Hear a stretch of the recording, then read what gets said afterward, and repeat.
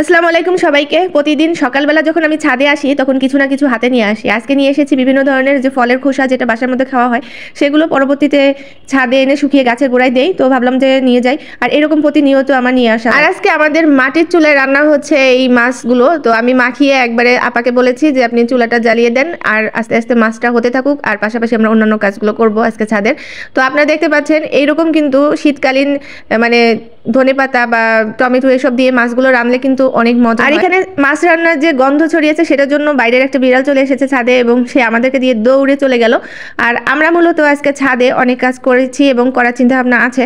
তো আপা অলরেডি সেটা শুরু করে দিয়েছে। এখানে যে আমরা যে সবজি ডিমের খোসা এটা যে শুকাতাম সেই জায়গাটা আমরা এখন পরিবর্তন করতে চাচ্ছি, কারণ এই জায়গায় খুব বেশি একটা রোদ আসে না, আর এখানে গাছগুলো খুব কাছাকাছি হয়। এখানে নিয়মিত এই ধরনের খাবারগুলো যখন আমরা ফেলছি বা ফলের খোসাগুলো, তাতে পিঁপড়া হচ্ছে বা অন্যান্য কীটপতঙ্গ হচ্ছে যেগুলো গাছের জন্য খুব ক্ষতিকর। তো এমন একটা জায়গায় নিয়ে যেতে চাচ্ছি যেখানে আশপাশে তেমন একটা গাছ নাই, জায়গাটা ফাঁকা থাকবে, আর সেখান থেকে আর কোনো সংক্রমণ গাছের মধ্যে ছড়ানোর সম্ভাবনা কম থাকবে। তাই সেই চিন্তা করে আপা বলছিল যে এটা টেনে নিয়ে ওইদিকে যাচ্ছে। তো আমি বারবার চিন্তা করছিলাম আপা একা পারবে কিনা। তো আপা বলছিল হ্যাঁ আমি পারবো, এবং আপনি দেখেন আমি এটা নিয়ে যেতে পারছি কিনা। তো আমি ওই সময়টা ভিডিও করছিলাম যে আপা যদি নিতে না পারতো তাহলে আমি ওই সময়টা আপার এই পাশে হেল্প করতাম। কিন্তু দেখছি আপা দিব্যি খুব সুন্দরভাবে নিয়ে যাচ্ছে, কিন্তু নিয়ে গেলে কি হবে, বাকি কিছু জিনিস রয়ে গেছে। তো আপা বলছে সমস্যা নাই, সেগুলো ঝাড়ু দিয়ে তারপরে আমি উঠিয়ে দিচ্ছি আপনাকে। তো এখানে এত সুন্দরভাবে ছাদটা যখন ঝাড়ু দিয়ে ফেলছিল তখন কিন্তু ছাদটার রূপটাই অন্যরকম হয়েছে। আসলে আমরা যারা গাছ লাগাই, অনেক সময় গাছ লাগাতে গিয়ে অনেক কিছু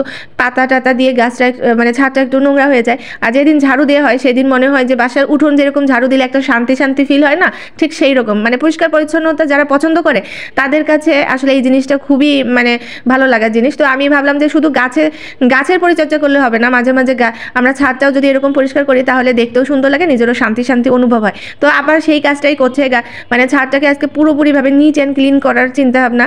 আর ওই তো আপনারা দেখতে পাচ্ছেন ছাদের চিন্তা ভাবনা ছিল অনেক। এখানে দেখতে পাচ্ছেন আপা খুব সুন্দর করে ঝাড়ু দিচ্ছে এবং একদম যে ময়লাগুলো আছে সেগুলো একদম খুঁটিয়ে খুঁটিয়ে তোলার চেষ্টা করছে। তারপরে আপনাদেরকে দেখানোর চেষ্টা করবো যে এটা ফাইনাল লুকটা কীরকম আসে। তো এখনো পর্যন্ত যে আমরা চিন্তা ভাবনা করছি যে ছাদে যে গাছগুলো আছে, নতুন চারা গাছ লাগিয়েছি, সেগুলোকে আবার নতুন করে টবে সেট করব। তো সেটার জন্য আমাদের অনেক স্পেস দরকার ছিল। তো ওই একটা চিন্তা করে ভাবলাম যে ঝাড়ু টাড়ু দেওয়া হোক, তাহলে দেখি কোথায় থেকে স্পেসটা। আর আমার কাছে আরও কিছু সবজির বিচি আছে, ওগুলোও লাগাবো ভাবতেছি।